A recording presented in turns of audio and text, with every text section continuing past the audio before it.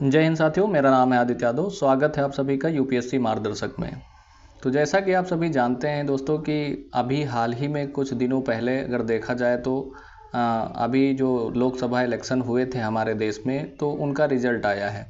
तो रिजल्ट आया तो इसमें हुआ ये कि बीजेपी को जो है पूर्ण बहुमत नहीं मिला है, जिसकी वजह से अब भारत के अंदर पूर्ण बहुमत की सरकार बनाना नामुमकिन है। इस वजह से जो बीजेपी के तरफ से एनडीए गठबंधन बनाया गया था, तो उसमें कई सारी पार्टियां हैं जिनको मिलाकर के अब सरकार बनानी है।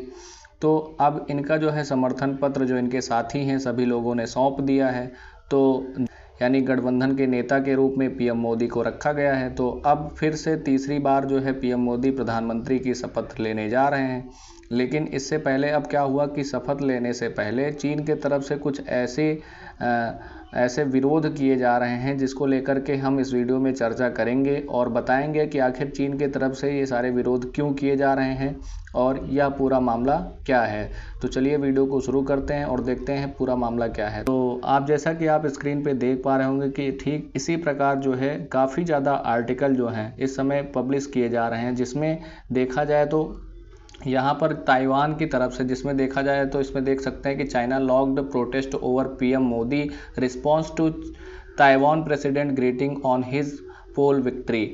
तो इसमें अगर देखा जाए तो न्यूज़ में यह बताया गया है कि जो अभी कुछ दिन पहले जो पीएम मोदी की जो सरकार बनने जा रही है, इस वजह से जब ताइवान ने पीएम मोदी को बधाई दी, इस वजह से पीएम मोदी ने उनको रिप्लाई किया।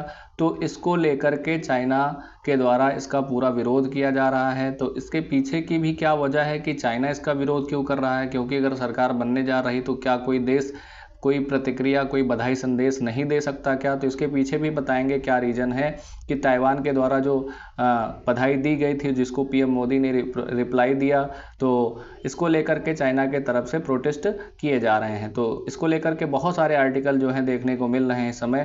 तो यहाँ पे आप इसको भी देख सकते हैं, China object after Taiwan congratulation PM Modi who says thanks you. तो ये सारे जो हैं खबरें जो हैं काफ़ी ज़्यादा देखने को मिल रही हैं। और वहीं अगर देखा जाए तो यहाँ पे आप देख सकते हैं कि किस प्रकार जो एक्स के माध्यम से यहाँ पर देख सकते हैं कि जो ताइवान के प्रेसिडेंट हैं लाई चिंगटे, तो इनके द्वारा जो है पीएम मोदी को बधाई दी गई थी, जिसके द्वारा पीएम मोदी के द्वारा इनको रिप्लाई दिया गया है। तो इसमें आप देख सकते हैं, thank you Lai Chingte for your warm message, I look forward your closer ties and work toward of mutually benefit economic and technologies partnership.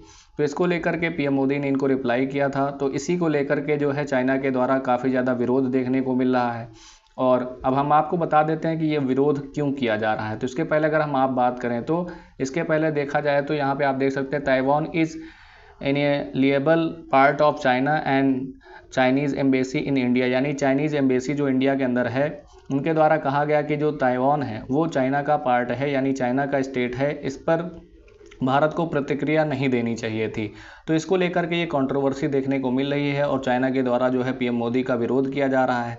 तो अगर हम देखा जाए तो यहाँ पे तो इनके द्वारा ये पूरा मामला क्या रहा है, तो इसमें हम आपको बता देते हैं कि Beijing ask India to stick to one China policy, यानी वन चाइना पॉलिसी जो थी, इसके ऊपर देखा जाए तो भारत ने भी इस पर सहमति जताई थी, जिसमें कहा गया था कि जो ताइवान है वो कहीं ना कहीं देखा जाए तो वो चाइना का ही पार्ट है, वो कोई अदर कंट्री नहीं है। लेकिन अभी जो भारत की तरफ से, जो पीएम मोदी की तरफ से जो ताइवान को रिप्लाई दिया गया है, क्योंकि अब कहीं ना कहीं जो ताइवान के साथ संबंध है भारत के, वो अच्छे होते हुए दिखाई दे रहे हैं। अच्छे क्या, एक तरह से चाइना के साथ हमारे तो संबंध जो है काफ़ी बिगड़े हुए संबंध है। लेकिन जो ताइवान है कहीं ना कहीं इसके साथ हमारे कई सारे ट्रेड होते हैं, क्योंकि ताइवान के अंदर सेमीकंडक्टर का सबसे ज़्यादा मैन्युफैक्चरिंग होता है और उसी की वजह से यहाँ पे टेक्नोलॉजी को लेकर के काफ़ी ज़्यादा ट्रेड भारत की तरफ से ताइवान के द्वारा किया जाता है। लेकिन ये जो 1949 में जो है इस पर सहमति जताई गई थी, जो चाइना के द्वारा कहा गया था कि ताइवान जो है वो चाइना का ही पार्ट है या कोई अदर कंट्री नहीं है।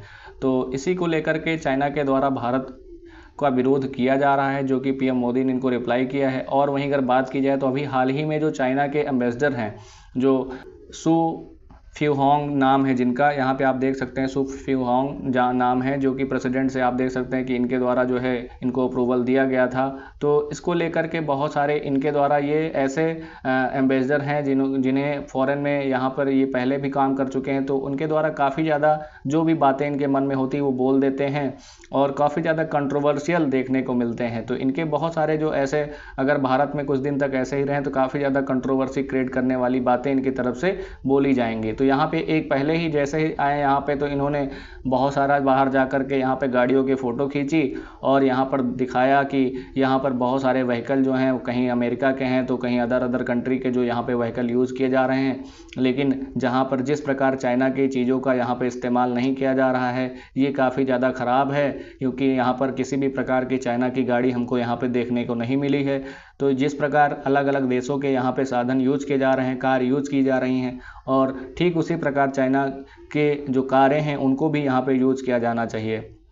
तो भैया समझ पा रहे होंगे कि अगर ये इंडिया में रह गए तो किस प्रकार से इंडिया को आगे चल कर के किस तरह के कंट्रोवर्शियल चीज़ों को लेकर के आगे बढ़ेंगे ये। तो यही सारा मामला देखने को मिला है। लेकिन अगर अब बात की जाए तो अब ये जो हमारी देखते हैं कि विदेश नीति जो होती है, जब पूर्ण बहुमत की सरकार जब हमारे देश में होती है तो हमें किसी भी प्रकार की प्रतिक्रिया करने में कोई दिक्कत नहीं होती। लेकिन अगर जब गठबंधन की सरकार होती है तो उसमें सभी लोगों की सहमति की ज़रूरत होती है। तो इस वजह से यहाँ पे बहुत सारे आर्टिकल भी पब्लिश किए गए हैं कि India foreign policy will become a pound to a vital down of mandate. तो इसमें अगर देखा जाए तो चाहे सीरियस बॉर्डर वायलेशन को लेकर हो या टेररिज्म को लेकर के हो या फिर Pakistan China test new government of the smooth things of out, तो इसको लेकर के हो, यानी चाहे जितने भी जो मेन सीरियस जो मैटर होते हैं वहाँ पर उनको लेकर के अपनी प्रतिक्रिया देना, इसमें काफ़ी ज़्यादा दिक्कत का सामना करना पड़ता है। लेकिन चाइना जो है, पाकिस्तान जो है, ये इस समय टेस्ट कर रहे हैं कि क्या भारत पहले की तरह ही अपनी जो विदेश नीति है उसी की तरह काम करेगा कि नहीं करेगा, क्या इस पर भारत का कोई रिस्पॉन्स आएगा कि नहीं आएगा, ये सारी चीज़ें देखने को मिल रही हैं। लेकिन वहीं अगर बात की जाए, अगर हमारी बात की जाए तो हमारा तो कहना ये है कि देश में चाहे जिस प्रकार की सत्ता आए, चाहे गठबंधन की सरकार आए, चाहे पूर्ण बहुमत की सरकार आए, लेकिन विदेश नीति के ऊपर कोई छेड़छाड़ नहीं किया जाना चाहिए। जिस प्रकार पहले विदेश नीति की जा रही थी ठीक उसी प्रकार यह प्रक्रिया चलती रहनी चाहिए, क्योंकि इससे इंटरनेशनल पर कोई इफेक्ट नहीं आना चाहिए कि सरकार बदल गई तो भारत के ऊपर दबाव देखने को मिलेगा। तो हमारा तो मानना ये है कि यहाँ पर जो फॉरेन पॉलिसी की बात की जाती है तो यहाँ पर ब्यूरोक्रेसी को शामिल कर देना चाहिए, क्योंकि ब्यूरोक्रेट्स जो होंगे वो कहीं ना कहीं सरकार के दबाव में आके के काम नहीं करेंगे। उनको स्वतंत्र रखना चाहिए, उनको बहुत सारी पावर दे देनी चाहिए जिससे देश को लेकर के कहीं भी किसी भी प्रकार की कोई दिक्कत ना हो, चाहे कोई भी सरकार आए या जाए, इससे कोई मतलब ना हो। यहाँ पर जो अटल बिहारी वाजपेयी जी का जो एक वाक्य है वो काफ़ी ज़्यादा देखने को मिलता है कि सरकारें आएंगी जाएंगी पर देश रहना चाहिए, ये सारी बातें देखने को मिलती हैं। तो यहाँ पे ये कोड काफ़ी ज़्यादा इस पर फिट बैठता है, क्योंकि सरकारें तो आती रहती हैं जाती रहती हैं, लेकिन सबसे पहले अगर बात की जाए तो देश की चीज़ों को लेकर के आगे बढ़ना चाहिए और विदेश नीति को लेकर के किसी भी पार्टी को इसका विरोध नहीं करना चाहिए, क्योंकि विदेश नीति होनी चाहिए वहाँ पर सभी पार्टियों की सहमति के साथ पहले देश को आगे रखना चाहिए, क्योंकि कहीं ना कहीं से दूसरे देश जो हैं अगर यहाँ पे सत्ता जो है पूर्ण बहुमत की नहीं रहती तो कहीं ना कहीं उसको दबाने का काम किया जाता है।